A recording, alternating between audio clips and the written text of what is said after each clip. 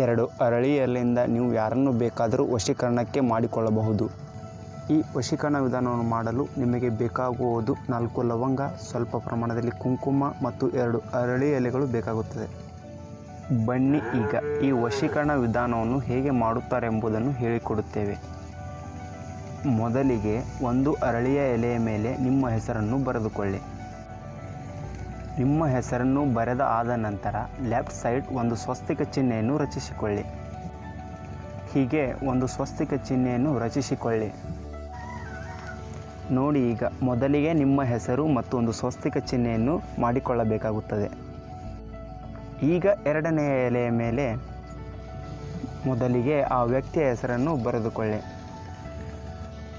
ಮತ್ತು ಪ್ಲಸ್ ಚಿಹ್ನೆಯನ್ನು ಹಾಕಿ ನಿಮ್ಮ ಹೆಸರನ್ನು ಬರೆದುಕೊಳ್ಳಿ.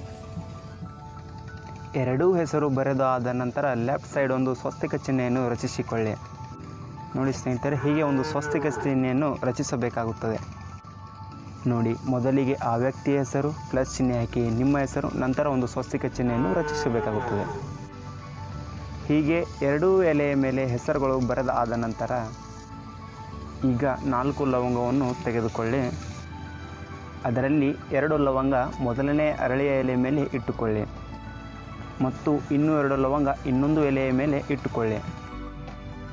ಈಗ ಕುಂಕುಮವನ್ನು ತೆಗೆದುಕೊಂಡು ಈ 2 ಎಲೆಯ ಮೇಲೆ ಇದೇ ಪ್ರಕಾರವಾಗಿ ಹಚ್ಚಿಕೊಳ್ಳಿ.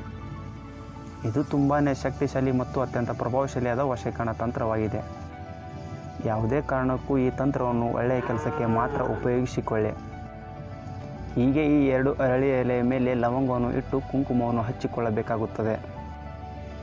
ಹೀಗೆ ಕುಂಕುಮವನ್ನು ಹಚ್ಚಿದ ಆದ ನಂತರ ಆ 2 ಎಲೆಯನ್ನು ಒಂದರ ಮೇಲೆ ಒಂದು ಕ್ರಮವಾಗಿ ಇಟ್ಟುಕೊಂಡು ಇದೇ ಪ್ರಕಾರವಾಗಿ ನಿಧಾನವಾಗಿ ಅದನ್ನು ಮಡಿಚಿಕೊಳ್ಳಿ.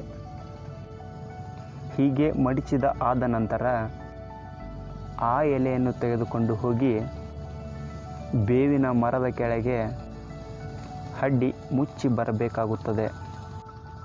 ಈ ವಶೀಕರಣ ವಿದ್ಯೆಯನ್ನು ನೀವು ಹೀಗೆ ಮಾಡಿದ್ದೇ ಆಗಿದ್ದರೆ ಆ ವ್ಯಕ್ತಿ ನಿಮ್ಮ ವಶಕ್ಕೆ ಗ್ಯಾರಂಟಿ ಆಗುತ್ತಾನೆ. ನಮ್ಮ ಈ ವಿಡಿಯೋ ಇಷ್ಟವಾದಲ್ಲಿ ಲೈಕ್ ಮಾಡಿ, ಶೇರ್ ಮಾಡಿ, ಕಮೆಂಟ್ ಮಾಡಿ ಮತ್ತು ನಮ್ಮ ಚಾನಲನ್ನು ಸಬ್ಸ್ಕ್ರೈಬ್ ಮಾಡಿ. ಧನ್ಯವಾದ.